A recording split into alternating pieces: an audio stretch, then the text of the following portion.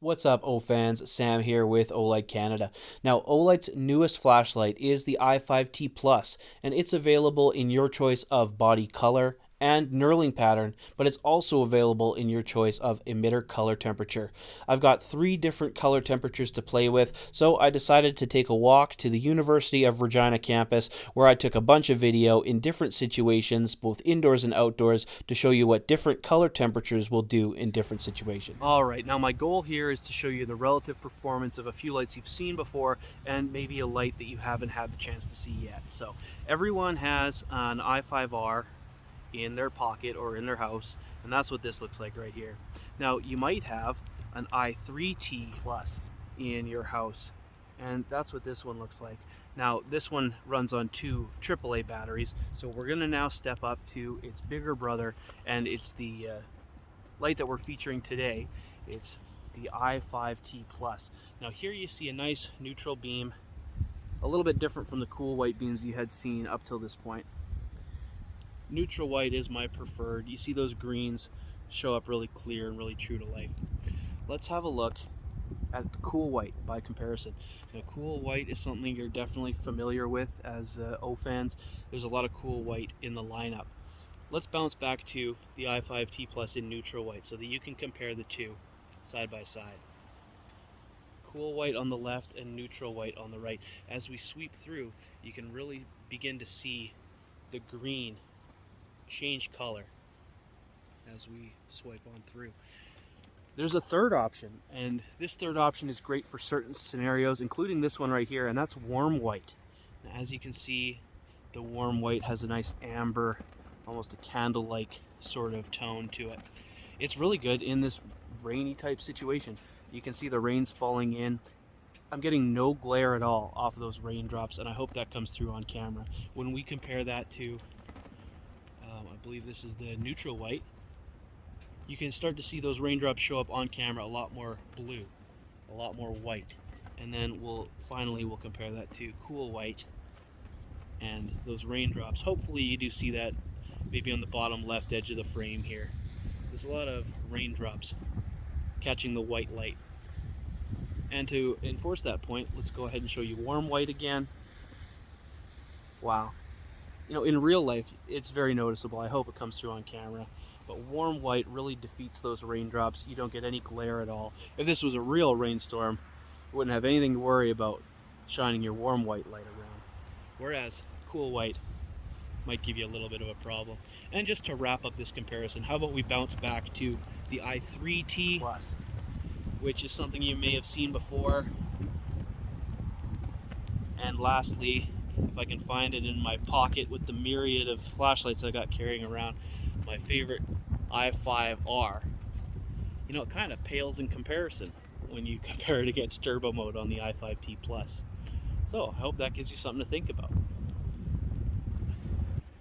Now, since it is pretty rainy out here, I decided I'd put them on the ground and see if there's anything we can learn from this mini experiment. We've got a neutral white here. There's water, there's ripples.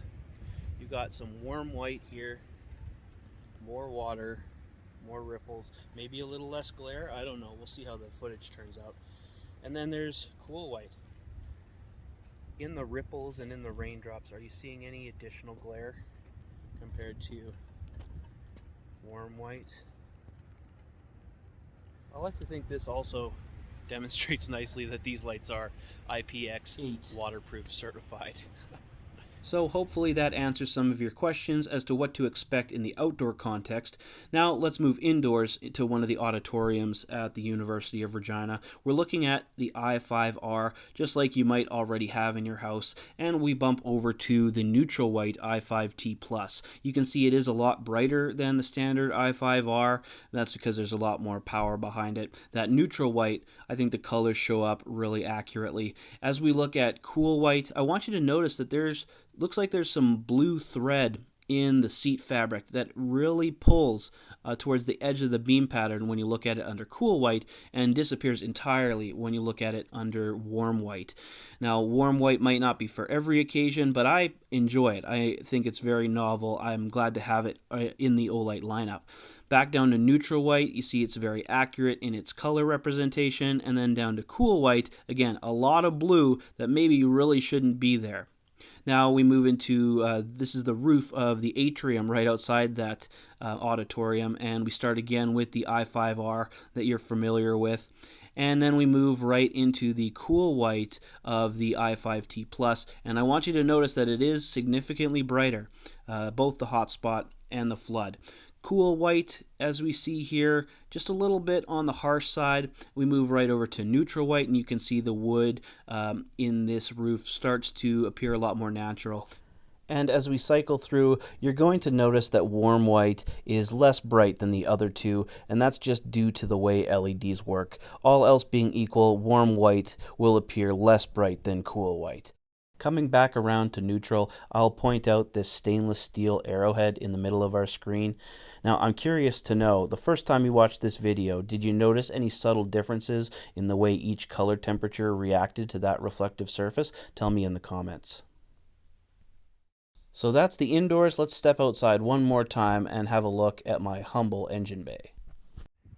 It's a little dirty, but you know, whose 4x4 isn't dirty? So neutral white looks just like this, but you can also kick it up to that turbo brightness. Really handy to have both modes. This up close low mode is really useful for looking up in the engine bay.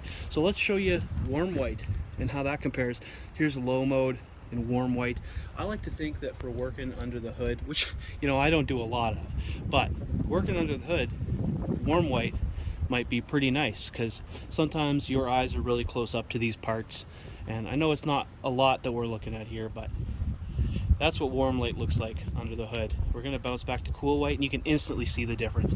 I would much rather have a warm white, but you know, if I'm feeling in the mood to compromise, here's a neutral white. So I hope these shots have given you a better idea of what to expect from the i5T Plus.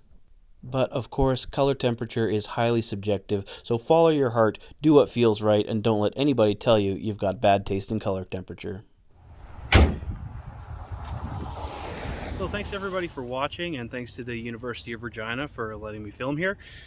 If you have any questions for me, please leave them in the comments, and I really do appreciate all of your comments. I also appreciate your likes and your subscribes, so be sure to do that before you head out, and use the link in the description to check out with your i5T Plus. Thanks for watching. I almost forgot, I wrote a blog on olightstore.ca about color temperature, about how it happens, and a little bit of inside baseball about color temperature. So if you're into that, leave a like on the blog post on olightstore.ca as well.